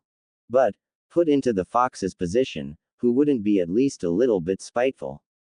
Caged inside a child, without another soul to talk to, for 13 years and counting. It would be maddening. Loneliness could drive people insane. Naruto had felt it firsthand. I wouldn't wish that upon my worst enemy. And there was something else that bugged him. Where was the Kyuubi before the attack? It existed long before Konoha. Why weren't there any documented cases of it attacking other villages prior to its sealing? And why Konoha? Why not Suna, or Kumo? He refused to believe Kyuubi went on a rampage through the most powerful of the 5 hidden villages without a reason. Naruto sunk deeper into his chair, thoughts turning over and over in his head. Why don't I just ask Kyuubi? Would that actually work? Winner by forfeit, Sabaku no Tamari. The proctor's call shook Naruto from his thoughts. So Shikamaru lost. He wasn't too surprised, the kid was always the laziest back at the academy. I should probably be watching these fights. I'm going to have to fight some of these guys. Next match, Sabaku no Gaara vs Uchiha Sasuke. Contestants report to the arena. That perked Naruto's head up. Finally, he could see how powerful Sasuke had grown, perhaps even get to fight him. If Sasuke won, that is. After a few moments, Gaara found his way to the center of the area. Where's Sasuke? Uchiha Sasuke, report to the arena. The proctor shouted. Naruto frowned. What the fuck was Sasuke doing? He was going to get disqualified at this rate. That would really piss Naruto off. This is the last call. Contestants must either report to the arena or be disqualified. And nothing. What the fuck? There was no way Sasuke would miss his fight, right? The proctor opened his mouth, about to call the match. Just as Kakashi and Sasuke appeared in a flurry of leaves. Wow. Naruto mouthed. He understood Kakashi had to show up late to everything, it was his sensei's nindo or code or whatever, but did he have to be so tacky about it? And to an event like the Chunin exam finals. It was an embarrassment to Konoha. Kakashi, so glad you could make it. If the sarcasm dripping from the proctor's voice was anything to go by, he wasn't too impressed with the late arrivals. However, you're going to have to leave so that the match can begin. Kakashi smiled, and mumbled some excuse Naruto couldn't quite hear, before leaving the arena in a poof of smoke. Are the contestants ready? It was a rhetorical question, of course, more of a formality than anything else. Without waiting for a response, the proctor called out, "Hajime." The match had begun. Sasuke disappeared in a streak of blue and black. The first word that popped into Naruto's head. Fast. As in, holy shit, that was fast. In the span of a month, Sasuke had somehow gained speed that reminded Naruto of a certain bushy-browed genin. Lee right. Naruto got up from his seat, moving to the railing to get a better view. His Sharingan was already activated, following Sasuke's movements. And he was impressed. Sasuke was dancing around Gaara's sand, dodging his attacks with ease. But dodging won't win the battle. Lee's fight proved that. He needs to hit back hard. Sasuke must have had the same thought, because not a second later the Uchiha flipped from defensive to offensive. Kick, dodge, punch, slide, kick. The sand was blocking every attack, until a fist rushed past Gaara's face, brushing his hair. For the first time in a long time, Gaara felt fear. Fear of pain. Fear of hurt. This ninja was fast, just like that one from the preliminaries. He didn't want to feel that pain again. He refused to let this ninja touch him. So he used his most powerful defensive technique.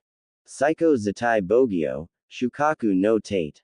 Ultimately hard absolute defense, shield of Shukaku. Gaara's gourd exploded into sand. Mother will have your blood. Sand shifted around Gaara's form, encompassing him completely. When it stopped moving, the genin was nowhere to be seen. A golem, made entirely of sand, stood in his place. What the fuck is that? At about 7 feet tall, it looked like a fat, demonic, raccoon. Emphasis on demonic. Strange cryptic symbols ran across its form, markings that were vaguely reminiscent of Naruto's seal. Its jagged maw of a mouth was open in a perpetual, silent, scream. The black, empty pits it had for eyes only served to enhance the technique's evil appearance. It stood motionless, arms outstretched and foreboding. Shukaku. Naruto jumped. That voice. Kyuubi. Silence greeted Naruto's internal question. Shaking his head, Naruto refocused on the fight. An eye made of sand hovered just above the golem creature, its unblinking pupil fixed on Sasuke. With such a dense form, it will be slow to move. Sasuke reasoned, trying to analyze his opponent's defense. If I can strike hard and fast, Gaara won't be able to dodge from inside. Sasuke smirked. He's trapped himself. He pulled back, retreating halfway up the stadium wall. Monkey, dragon, rat, bird, ox, snake, dog, tiger, monkey. Sasuke finished the last hand seal, before grabbing onto his wrist. I win. The sound of 1,000 birds chirping rang throughout the stadium. Lightning crackled into life around Sasuke's hand, effectively turning it into a sword of radiant energy. He charged. Small arcs shot off of the technique, slashing deep gouges into the stone walls of the stadium as he descended.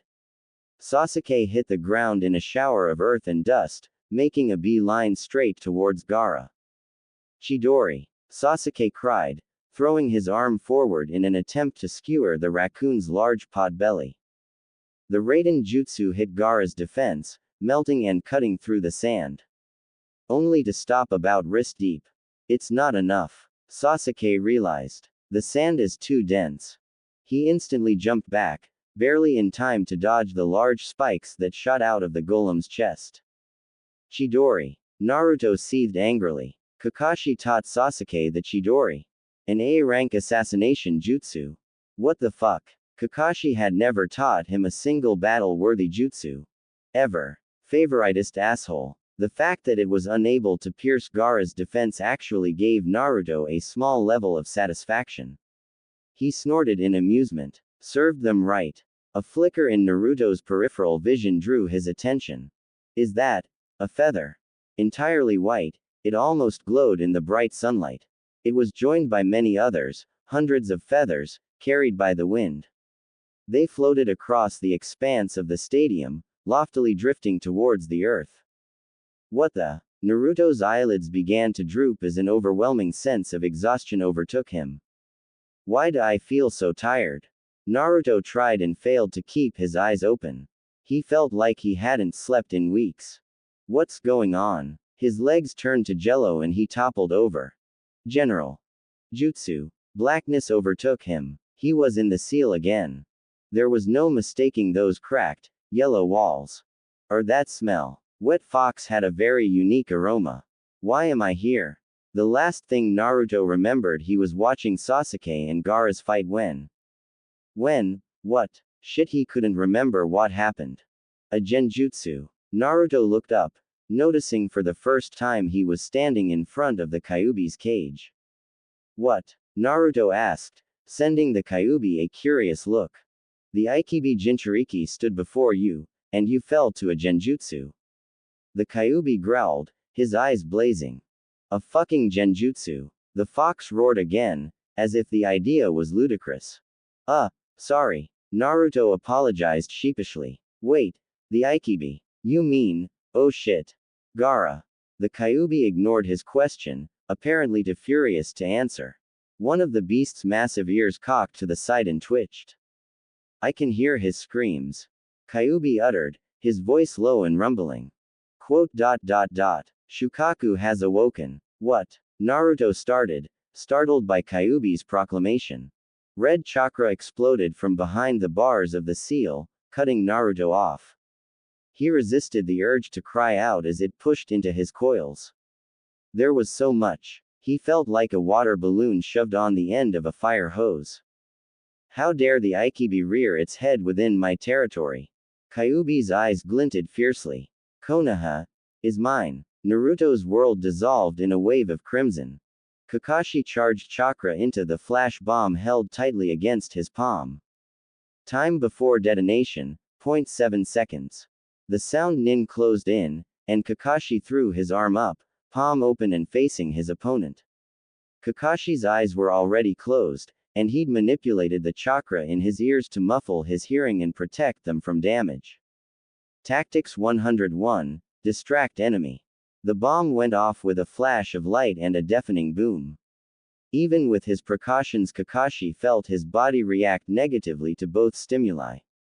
Ignore throbbing in ears. Lean back. Kakashi tilted his body back at the waist, dodging the sound nin's blind jab. Counter with punch to the throat, dislocating larynx. Kakashi lurched forward, driving his first directly into his target's Adam's apple. He felt elastic cords and joints connecting the larynx to the neck give with a wet splurch. Blind, deaf, and unable to breathe, opponent will attempt jutsu. The sound nin threw his arm up, desperately charging chakra into his left hand. Grab wrist, disable. Kakashi wrapped his fingers around man's wrist, and in the same motion, twisted it.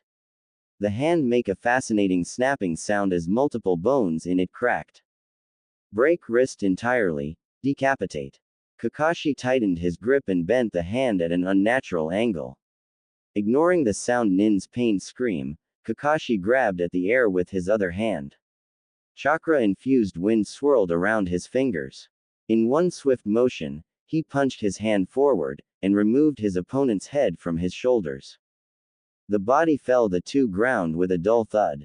Just as a powerful surge of demonic energy erupted on the other side of the battlefield. That had to be Naruto. Naruto's eyes shot open, red and slitted. Just in time to see the silver flash of a sword coming down upon him. With no time to dodge, his body reacted on instinct. A clawed hand shot forward, his hand, swathed in chakra. It wrapped around the blade and twisted, yanking it out of the shinobi's grip. In the same motion, Naruto rolled to his feet and spun, ramming the sword into the ninja's temple. There was no scream of pain, anger, or even surprise. Only a widening of the eyes, and then nothing. Only death. Naruto watched dispassionately as the Suna ninja's body fell to the floor in a heap of lifeless flesh. Crush Shukaku. The words flitted through his mind, a whisper in the back of his skull. Kyuubi was pissed. He felt its rage, coursing through his mind as if it was his own. Crimson chakra erupted from his body in a tidal wave, causing the ground where he stood to crack and groan. It bled off his form in thick, ropey, simulacrums of raw power, bubbling around him like a cloak. And it burned. Fuck did it burn. Naruto let loose a guttural roar that echoed across the expanse of the arena. With the roar came killing intent. It fell upon everyone in the stadium, forcing many weaker ninja to their knees. This wasn't the killing intent of a ninja, genin, jonin, or otherwise. This was something else, something primal, raw, and terrifying. It was the power of a Biju. The world came to a standstill, many ninja pausing their battles to gauge the threat of this new arrival. Naruto's iris swirled red and black, twisting into his unique Sharingan. His gaze fell upon the bloodied floor that was once the Chunin exams, absorbing the scene with a clarity one could only gain from his dujutsu. Hundreds of already dead or wounded sand and leaf shinobi lay across its ruined surface. What is this? Naruto. Kakashi appeared like an apparition, his form blurring into existence next to the blonde. How did this happen? Why are we being attacked? Naruto growled, his voice angry and animalistic. Sound and Suna are invading. It's war. It's war. The proclamation rang through his ears, searing into his brain. War. The word sounded so foreign to Naruto. He'd never seen true battle, real bloodshed, not on such a scale. Rage built up within him. These ninja would attack his village. His home. They would kill his precious people. No. The chakra cloak that encompassed Naruto gurgled sickly. Three tails formed behind him, coiling and uncoiling like snakes about to strike. Naruto, stop. You can't let the Kyuubi take control. Naruto's eyes flickered towards his sensei, and Kakashi stopped. What? Your eyes. The Sharingan. Kakashi's words were jumbled and confused. The shock of seeing those eyes in this student made his head spin. Naruto didn't respond. He simply turned his gaze back to the battlefield, and the ninja fighting like ants so far below. I'll kill them. Charging chakra into his eyes, he prepared his teleportation jutsu. I'll kill them all. A twinge in his eyes, and he was gone. Like a sword cleaving through the expanse of the battlefield, Naruto dived into the fray. Stab, punch, tear, rip, shred, crush, kill, kill, kill, kill, kill, kill. It was Naruto's mantra, repeated over and over in his head. He teleported from one location to the next, leaving a trail of bodies in his wake. The killing came easily. With every swing of his arm or swipe of his tails, an enemy fell. Ninja after ninja, sound and sand alike. Powered by the primordial chakra of the Kyuubi, he had no trouble tearing through the skin and bone of these humans. The repulsive flesh sacks who dared attack his home. My home. A blood-red stain on the canvas of the battlefield, Naruto was gore incarnate.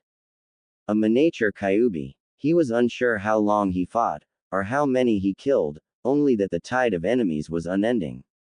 Their blood soaked his skin and clothing, caked in his hair. They break so easily. Naruto raised his arm. A giant hand of pure chakra leapt from his form. It grabbed onto a sound shinobi and squeezed. With a sickening squelching sound, the ninja's head popped off and his body was pulped. A barrage of shurikens smashed into Naruto's side, only to bounce harmlessly off his chakra cloak.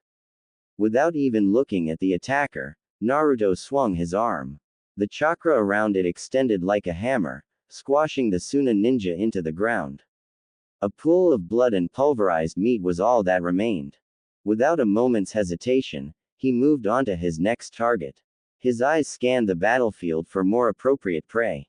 There. His eyes focused on his target, and he teleported.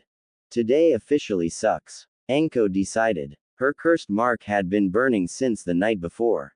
It wasn't the pain that bothered her, but the knowledge that her former sensei was close.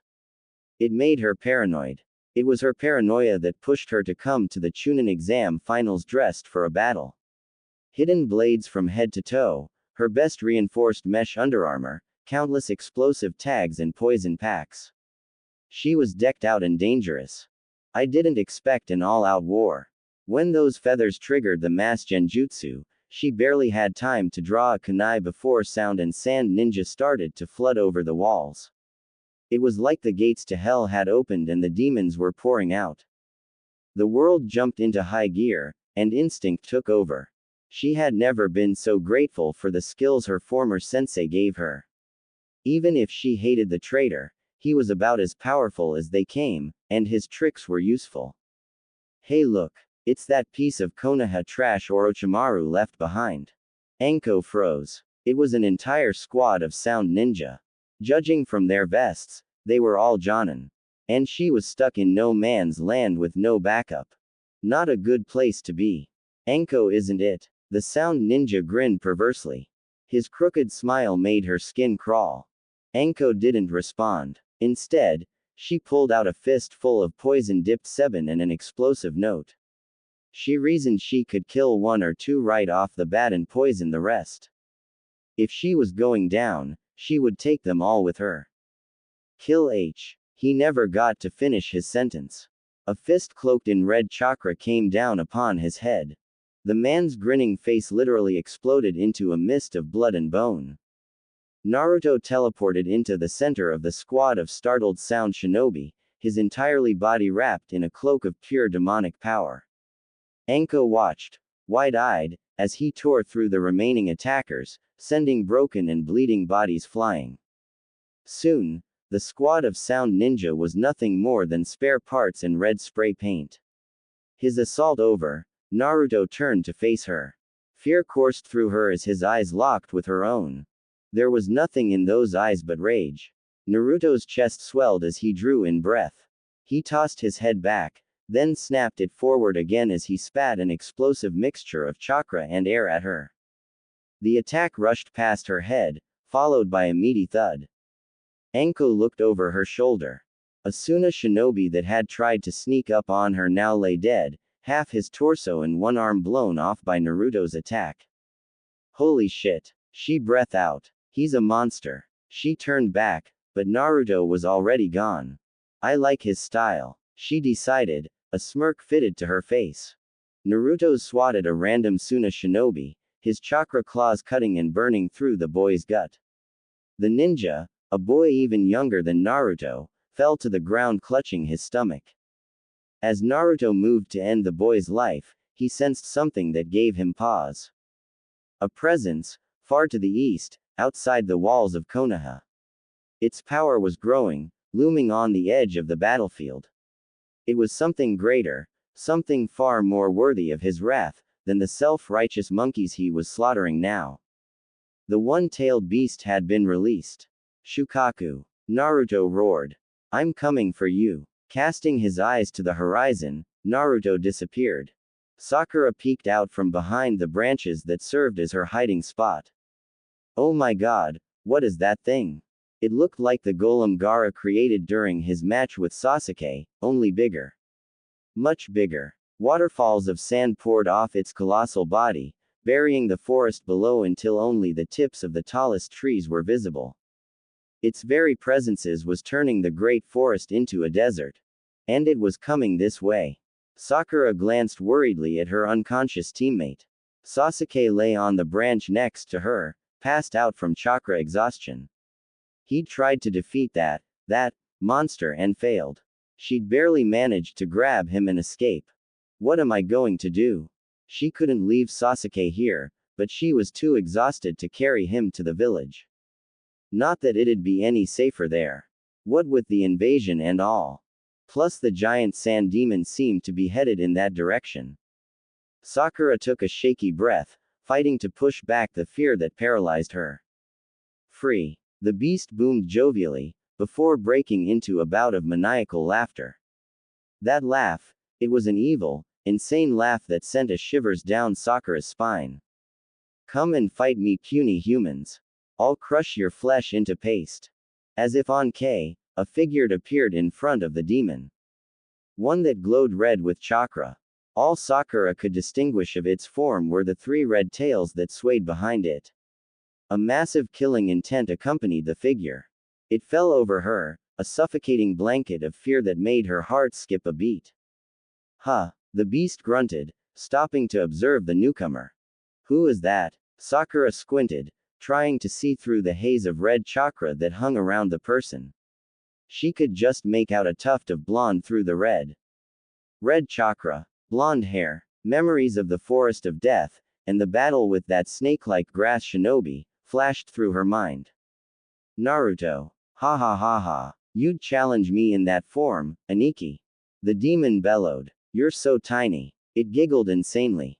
Aniki. Sakura thought. As in brother. The killing intent she felt increased, and Sakura could have sworn the sand demon pulled back, even if ever so slightly. Is it afraid? Sakura wondered. What would give something so powerful a reason to fear? Naruto stared into Aikibi's unblinking eyes, his rage mounting. This crazed, pathetic creature, weakest of all the Biju, dared march against his territory. His chakra tails twitched angrily. Foolish little brother. Ha ha ha ha. You'd challenge me in that form, Aniki. It giggled. You're so tiny. Naruto drew upon as much of the Kyuubi's hate as he could, pushing it into his killing intent. He grinned in amusement when the beast pulled back. Even if it was only a little.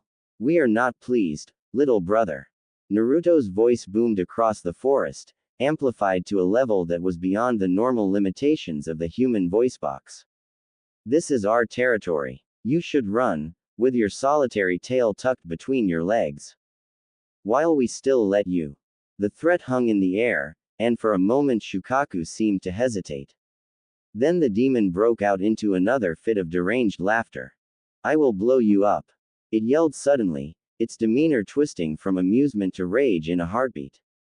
Shukaku's stomach bulged as it drew in air. If we dodge this attack, it could hit Konoha.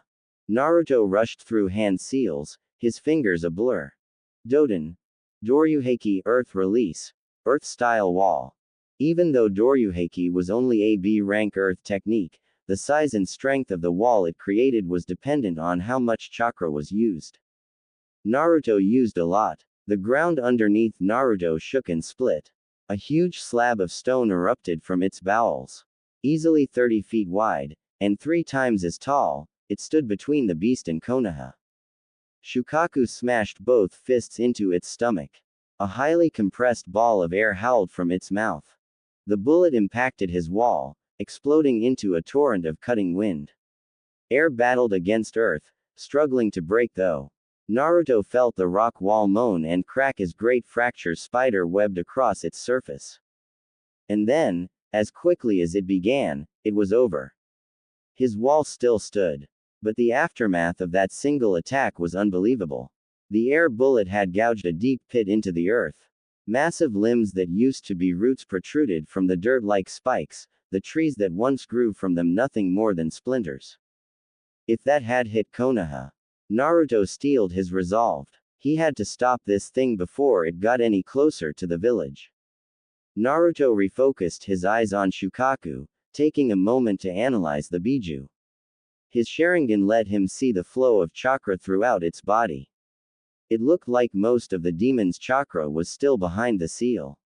He guessed it was only at 1/5 of its full power. But, at the rate chakra was hemorrhaging out of Gaara, it wouldn't be that way much longer. He had to attack fast, while it was still weak. Naruto reasoned that with so much of its power still sealed away, it would be difficult for Shukaku to hold that giant sand body together. If he could hit the demon hard enough, the whole thing might fall apart. Jeibaku Deibaku Abunshin, suicide bombing clone great explosion. 2 of his 3 tails disappeared, their chakra funneled into the jutsu. 4 clones popped into existence. During his training with Jiraiya, Naruto had become fascinated with the Deibaku Abunshin technique. The idea of an exploding cage bunshin was, to put it simply, badass. At least in his mind. So he toyed with it, using the Taju Kage Bunshin training method to master its use. And he didn't stop there. Inquisitive by nature, Naruto tried to make the explosions more powerful, more destructive. And he succeeded, almost blowing himself up in the process. The result of his training was the Jeibaku Deibaku Abunshin. The jutsu was basically a Deibaku Abunshin amplified 1,000 times over. It took a hell of a lot of chakra, even by Naruto's standard, but it was devastatingly powerful. Which is why Jiraiya labeled it an S-class kinjutsu, to be used only as a last resort. A Biju marching against Konoha during an all-out war probably qualified. You've even smaller now, Aniki. You're an Ikibi like me. Ha. Shukaku laughed gleefully, stomping around like a child. I need to space the explosions perfectly to maximize damage to the demon's body. Naruto raised his hand, signaling his clones. Jikoku. Dutai, instant body movement. His clones disappeared, landing on various spots of Shukaku's body. Huh. The raccoon bellowed dumbly. Kai. Naruto shouted, forming a one-handed ram seal. The clones bulged for a moment, as their constructs deteriorated. Then, in a brilliant flash of light, they exploded. Holy boom. Naruto felt the shockwave first. It nearly knocked him off his feet, even from this distance. The sound of the explosion followed, rocking through the air like thunder. A giant cloud of dirt, sand, and rock mushroomed into existence. Did it work? Naruto squinted, trying to see through the cloud of debris that still hung in the air. After a few minutes, the dust settled enough for Naruto to make out a shape. A large, semi-round blob of sand was slowly falling towards the earth. Bits of molten and half-cooled glass were flecked across it, shimmering in the light of the sun. The construct landed and the sand fell away to reveal a now conscious Gaara. The funeral for the third Hokage who lost his life in this battle, as well as other victims who gave their lives, will begin now. Hundreds of villagers, Anbu, and ninja alike stood solemnly, like dark statues standing in neat columns. Black, the color of mourning, the color of death. Naruto stood in the first row, a section normally reserved for family. He was dressed fully in black, formal battle attire, like the rest of the shinobi present. Konohamaru stood beside him, sniffling as he tried to hold back tears. You don't have to hold them back. Naruto whispered reassuringly. He placed his hand on the boy's shoulder. Konohamaru looked up at him, his face contorted with sadness. When you lose someone close to you, it's okay to cry. Konohamaru nodded. The dams broke, and tears ran uncontrollably down the boy's cheeks. I just can't believe he's really gone. Konohamaru cried, wiping at his face with his sleeve. Naruto didn't know what to say to that. To be honest, he couldn't believe it either. Old man Sarutobi had been like Superman. The strongest ninja of the Hidden Leaf, the professor, god of shinobi. How could he die? Naruto shook his head, forcing those thoughts away. Ninja died. It was their way of life. No matter how strong you were, there was always someone stronger, smarter or faster than you. And if not, then age got you. Storm clouds gathered overhead, and the sky turned opaque. Drops of water slowly began to fall. Rain, Asuma whispered. The sky is crying too, Naruto stated quietly. One by one, each of them placed a single white flower on the memorial. It was Naruto's turn. He walked up to the memorial, a picture of the third on a black cushion. Memories flashed through his mind. Him being chased by Sarutobi, the third bringing him to his new apartment, the time he used Oroku no Jutsu on Sarutobi, them eating ramen together, the conversation in his office just a few days ago. Naruto laid his flower in the pile of others and walked away. In the craziness after the invasion, it was sheer luck that Kakashi stumbled into Naruto. He got filled in on the everything that had happened while he was gone training Sasuke. That was yesterday, but his head was still reeling from the information. It was hard to process. Not only was Naruto a Uchiha, he was Obito's nephew. But, The more Kakashi thought about it, the more it made sense. Naruto was practically a blonde version of his former teammate. He just wished he could have realized it earlier. Kakashi ran his calloused fingers over the surface of the memorial stone, feeling the names etched into its surface. One of these days, it will be my name. Did you come here for Obito? Kakashi didn't bother to face the voice. He recognized it as Anko. Not that he had to hear her voice to know it was her. He was so accustomed to her by now, he could sense her chakra a mile away. No, I'm reading the names of those who died in battle yesterday. Really? Anko sounded genuinely surprised. Kakashi nodded. I come here whenever I can to check for new names. Kakashi stood, and pulled his Hitai down to cover his Sharingan eye. I read them with my Sharingan, so I can never forget. For a few seconds everything was silent except for the rain. Kakashi, you should focus more on the living than the dead. I know, Kakashi assured her, but his words sounded hollow, empty. As if he didn't really believe them. Do you? To carry around the names of all your dead comrades, that's a burden no one should have to carry.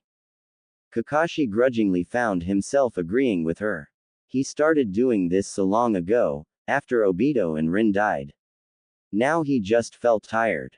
Tired and old. The names of all the dead weighed him down, he felt like he was drowning in them. Maybe one of these days I'll stop.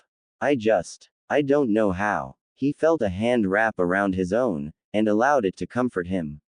You'll figure it out, Anko said slyly. Her hand squeezed his own. A smile tugged at his lips, and he squeezed hers back. It was nice, being with her.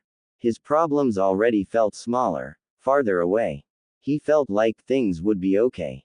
It was a feeling he hadn't felt since Minato died. He liked it.